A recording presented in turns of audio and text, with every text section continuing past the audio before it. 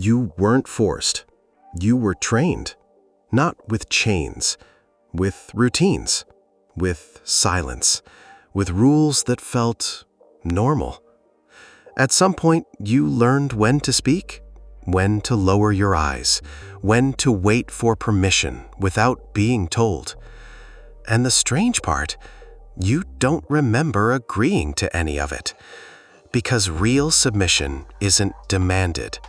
It's installed, slowly, quietly, so quietly that resistance feels irrational. You call it discipline. Society calls it order, but beneath that surface, something else is happening. A system that shapes behavior before thought, that rewards obedience before awareness, that teaches the body to comply long before the mind asks questions. Once you see it, you can't unsee it. And right now, you're closer to seeing it than you think. Power doesn't begin with force. It begins with design. Long before anyone tells you what to do, the environment does it for them. Spaces, schedules, expectations that feel neutral. Think about how quickly your body adjusts without asking questions. You sit when others sit. You stand when everyone stands. You wait, even when nothing is stopping you. Not because you're weak, because humans are patterned. The mind looks for signals. The body follows cues, and repetition turns suggestion into instinct. This is where real control lives, not in commands, but in normalization. When a rule is everywhere, it stops looking like a rule. It starts looking like reality. You don't ask why the line exists, you just stand in it. Psychologically, this works because the brain hates uncertainty. Ambiguity creates tension. Structure relieves it. So when a system offers clarity, clear roles, clear timing, clear limits, it feels safe, even when it quietly shrinks your range of action. That's the trade. Comfort for compliance. And most people take it without noticing. Here's the subtle part most miss. Submission isn't taught through fear first. It's taught through reward, approval, belonging, the quiet relief of not standing out. The moment you follow the pattern, friction disappears. You're no longer corrected, no longer questioned, no longer exposed. The nervous system learns fast. Stay inside the lines, and nothing bad happens. Over time, the brain stops testing the edges, not because it can't, because it no longer sees a reason to. This is how control becomes invisible, not imposed from above, but absorbed from around you. And once behavior is shaped at this level, authority no longer needs to speak loudly. A look is enough. A pause. A raised eyebrow. The body already knows what to do. What makes this system powerful is that it feels voluntary. You tell yourself you chose this, that it makes sense, that this is just how things work. But that belief didn't come from nowhere. It was trained, repeated, reinforced. And the moment you stop seeing these patterns as normal, something uncomfortable happens. You realize how early it started. And how little resistance was ever required. This isn't about oppression. It's about conditioning. And once conditioning is complete, power barely has to show itself at all. Most people think obedience comes from pressure, from threats, from someone stronger standing above you. That's the story we're taught. But look closer. The most obedient people aren't scared. They're comfortable.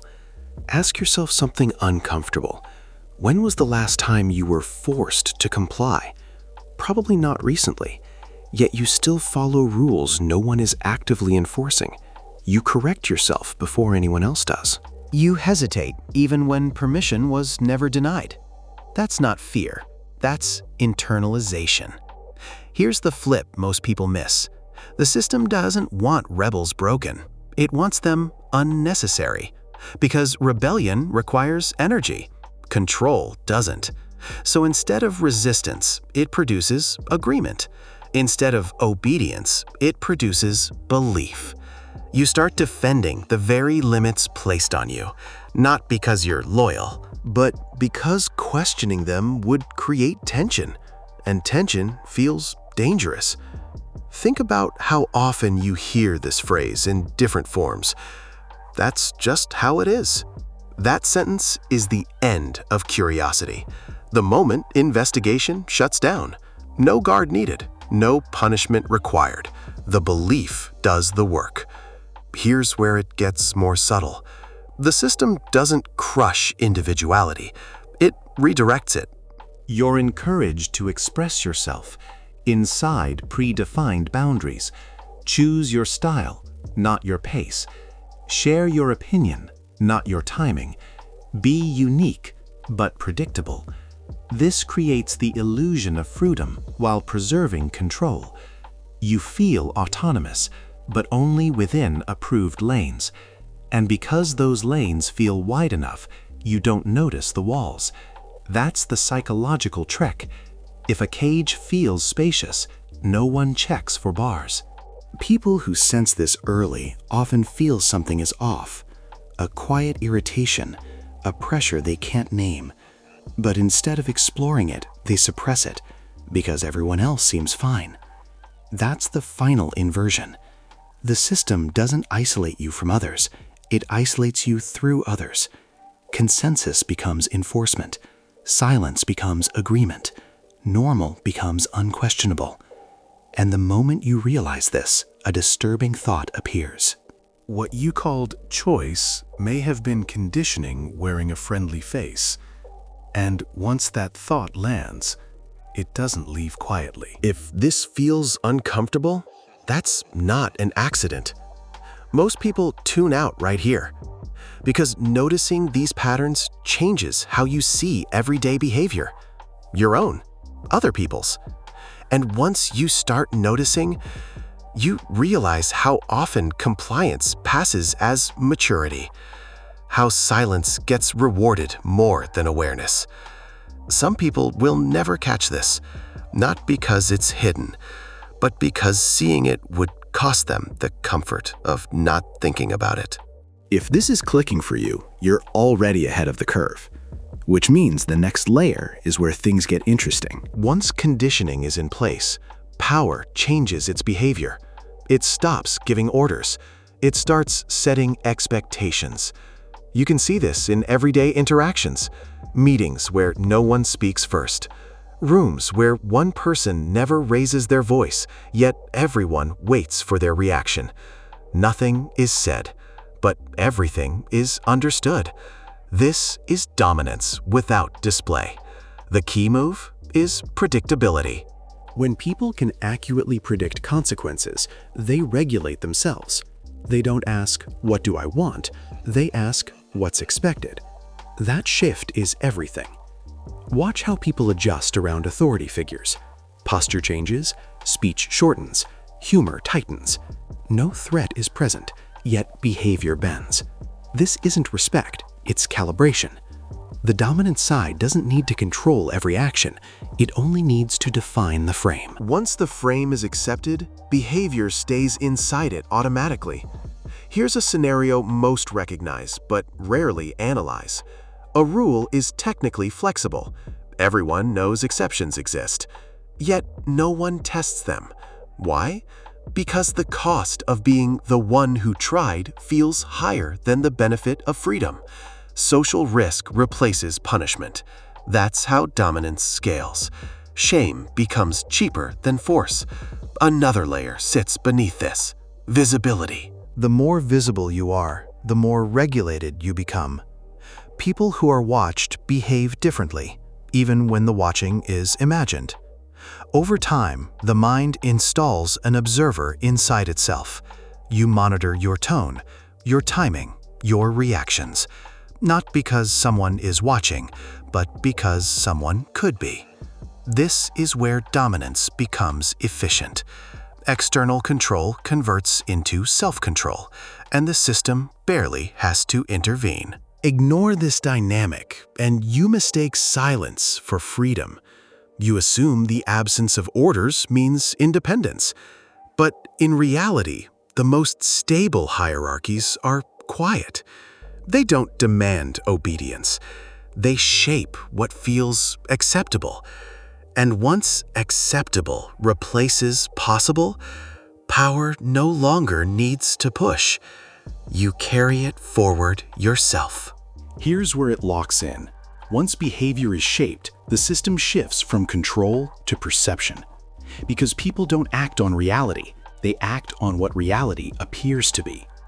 Authority doesn't need to prove itself, it needs to feel inevitable. When something feels inevitable, questioning it feels childish, naive, out of sync. That's how intelligence gets neutralized, not by suppressing smart people, but by making insight socially expensive. Notice how quickly certain questions change the room. The silence, the sideways glances, the subtle tension. The message is clear without being spoken. You're not supposed to look there. So most people stop. Not because they lack curiosity, but because curiosity without approval feels like risk. This is the hidden mechanism, perception management. If authority defines what looks reasonable, it controls the boundaries of thought. Anything outside those boundaries feels extreme, unrealistic, or dangerous, even when it's accurate. Over time, people learn to pre-filter their own thoughts. They edit themselves internally before the world ever reacts. That's not censorship, that's anticipation, and anticipation is more reliable than force. Here's the part almost no one connects. Once people believe they're choosing freely, they become harder to control directly, but easier to guide, because they defend their choices. They rationalize limits. They explain away contradictions. The system doesn't argue with them. It lets them argue with themselves. This creates a strange illusion. The more self-aware someone thinks they are, the less likely they are to suspect influence, because influence to them looks like weakness. Something that happens to others. That belief is the final lock. Authority fades into the background. Control becomes abstract. And domination stops looking like domination at all. It looks like common sense. And once power is mistaken for common sense, it no longer needs permission. It already has agreement. Here's where most explanations stop. But this is where the real risk begins. Because once control becomes invisible, it doesn't just guide behavior, it reshapes instinct. What you're about to see isn't obvious, it's subtle. And once it clicks, it changes how you read people and yourself. The final layer isn't about obedience anymore. It's about what happens when awareness arrives too late. Here's the part that rarely gets discussed. Once you recognize these systems, you can't fully step outside them. Awareness doesn't remove the structure. It changes your position inside it. And that's where the risk lives. Because seeing control doesn't automatically give you freedom. It gives you distance. Distance can sharpen perception or isolate you. People who become aware too early often make a mistake. They assume others see what they see. They speak too openly. They move too fast. That's when friction appears. Not as punishment, but as quiet resistance. Missed opportunities, subtle exclusion, a sense of being slightly out of sync. The system doesn't attack awareness directly. It makes it inconvenient. This is how manipulation adapts. It doesn't stop working when exposed. It evolves. Once awareness spreads, control shifts from rules to narratives, from discipline to identity. You're no longer told what to do. You're told who you are. Labels replace commands. Roles replace restrictions. And the moment someone identifies with a role, they protect it, even when it limits them. That's the deeper danger. People don't just submit to systems, they integrate them into their sense of self. So resistance feels like self-betrayal. Questioning feels like instability. Silence feels responsible. This is why most manipulation doesn't look hostile. It looks reasonable, caring, balanced, and that's what makes it durable. The final risk isn't control itself, it's mistaking adaptation for autonomy. You learn how to survive the system so well that you stop noticing what it cost you. Your range narrows, your instincts dull, your sense of possibility shrinks quietly. Nothing dramatic breaks. Things just settle. And that's the most dangerous outcome of all. Not domination, but acceptance that feels like peace. By now, something should feel different. Not louder, not dramatic, just sharper. Because the moment you see how submission is taught, you stop confusing comfort with choice. The world doesn't suddenly change. People don't reveal hidden scripts. Authority doesn't announce itself. What changes is you. You notice pauses. You notice hesitation. You notice how often normal is just repetition that went unquestioned. And here's the quiet truth most never reach. Power isn't maintained by force. It's maintained by habits people stop examining. Once those habits are visible, they lose their innocence. They still work, but they don't work blindly. That awareness doesn't make you reckless, it makes you precise. You choose when to comply, when to stay silent, when to move differently. Not out of fear, but out of clarity. Most people will never reach this point. Not because it's hidden, but because staying unaware is easier. If this perspective stayed with you to the end, you're already thinking in ways most don't. And once that shift happens, it doesn't reverse. You don't look for control everywhere. You simply stop assuming it isn't there. That's the edge. And if you want to keep sharpening it, you already know what to do. Not everyone needs to. But the ones who do never see the world the same way again.